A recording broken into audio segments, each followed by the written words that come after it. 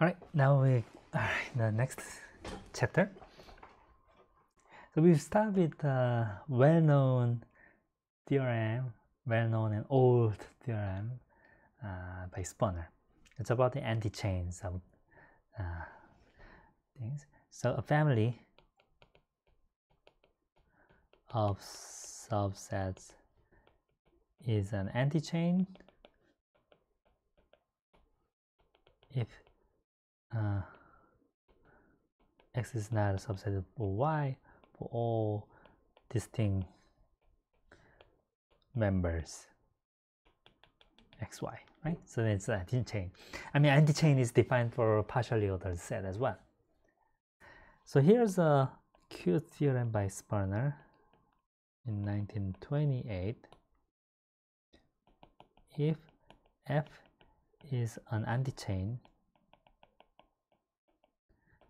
of subsets of 1 up to n, then you cannot have too many sets, too many members. How big is that? Like, how can you make anti-chain of large size? So one way is to choose, like, you have a, so, like, one way to make anti-chain is to select sets of same size, right? So for instance, if you take a set of size 1, then they are anti-chain. But you want to maximize it. So how can you maximize it? Well, you choose sets of size about half of them. So that's the theorem. Okay, so the maximum size of anti-chain is achieved by selecting all subsets of size about half, n/2. And obviously this is best possible because you can choose all sets of size n/2 exactly. And there are many ways to prove it. Here's a neat way of proving it. This was discovered by 3 people independently. So L means Lubel in 1966, and Y means Yamamoto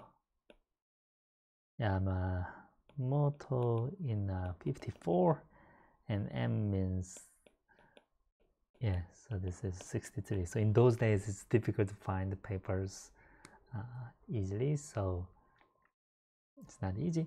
But if this is the proof, so if this is statement, if F is an anti-chain,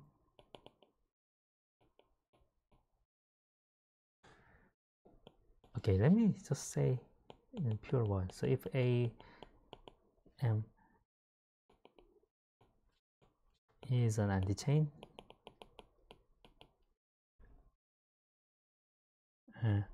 of subsets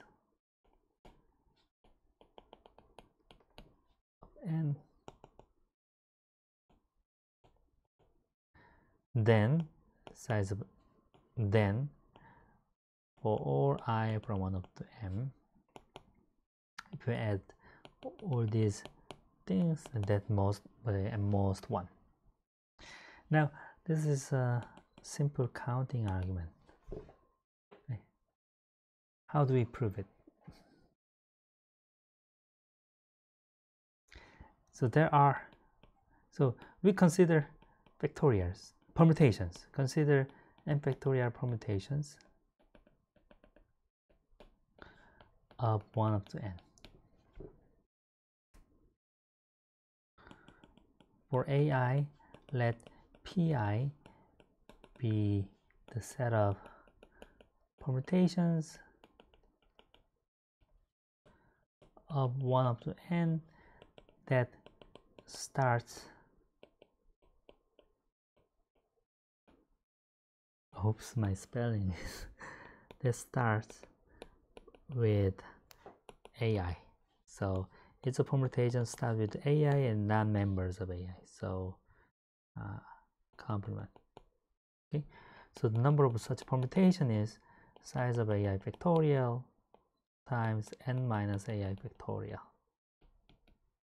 All right. Now, what's nice is that if you look at 2 distinct set of permutations, Pi and Pj, if one starts with AI and the other one start with AJ, if the permutation belongs to both AI and AJ, then either AI is completely inside AJ or AJ is completely inside AI. So it's not a anti-chain if they have intersection. So their intersection is empty. So that means sum of the PI is the most whole number of permutations, and sum of PI is okay, let me write AI factorial times m minus AI factorial is the most m factorial. So it's m fact. Now let me rearrange. So it's m factorial divided by AI factorial, m minus AI factorial is the most one. So this is nothing but n choose AI. Right? So that's LYM inequality. So how do we prove the Spener's theorem? Well, we just observe that this number is the most n over n choose n over 2. So sum of this thing is at least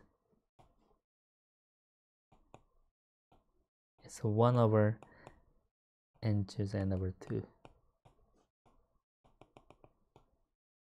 This is less than or equal to 1. So this is m times 1 over n choose 2.